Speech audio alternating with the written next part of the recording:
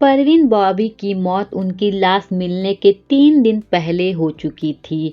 ना कोई रिश्तेदार था, ना कोई दोस्त, ना कोई खबर लेने वाला। 50 साल की उम्र में खूबसूरत परवीन बॉबी की सड़ी लाश मिलने से पूरा देश सहम गया था। जी हाँ दोस्तों, इस वीडियो पे बने रहिए, हम आपको पूरी जानकारी देंगे।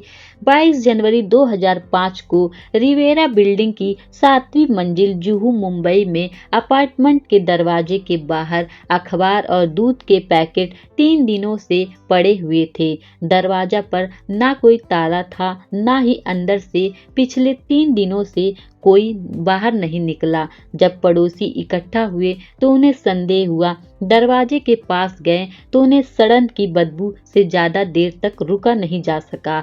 पड़ोसियों ने पुलिस को कॉल की जानकारी की। पुलिस ने दरवाजा खटखटाया लेकिन कोई जवाब नहीं मिला और फिर दरवाजा तोड़कर पुलिस अंदर पहुंची तो उनके होश उड़ गए। 50 साल की उम्र में हुई दर्दनाक मौत। एक्ट्रेस परवीन बॉबी की लाश बिस्तर पर पड़ी थी। शरीर सड़ चुका था और कमरे में दुर्गंध थी। बिस्तर के पास एक व्हीलचेयर पड़ी थी। परवीन बॉबी की मौत उनकी लाश मिलने के 3 दिन पहले हो चुकी थी।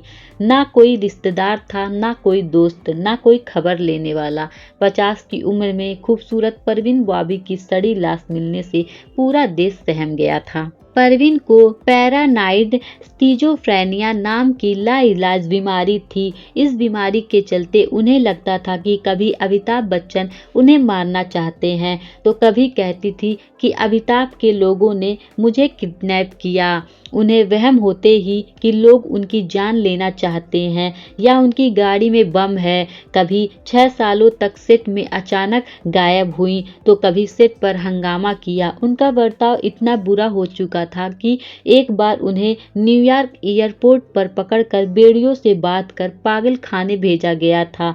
महेश भट्ट ने उनकी बीमारी का इलाज करवाना चाहा लेकिन परवीन ने जिद में उन्हें भी खुद से दूर कर दिया। अकेले रहते हुए परवीन की हालत और बिगड़ गई और आखिरकार अकेलापन में ही उनकी मौत हो गई। कोई रिश्तेदार सम क्लेम करने नहीं आया तो महेश भट्ट ने ही उनकी अंतिम संस्कार की जिम्मेदारी उठाई, जिसमें महेश समेत उनके दोनों एक्स बॉयफ्रेंड डैनी और कबीर भी शामिल हुए थे।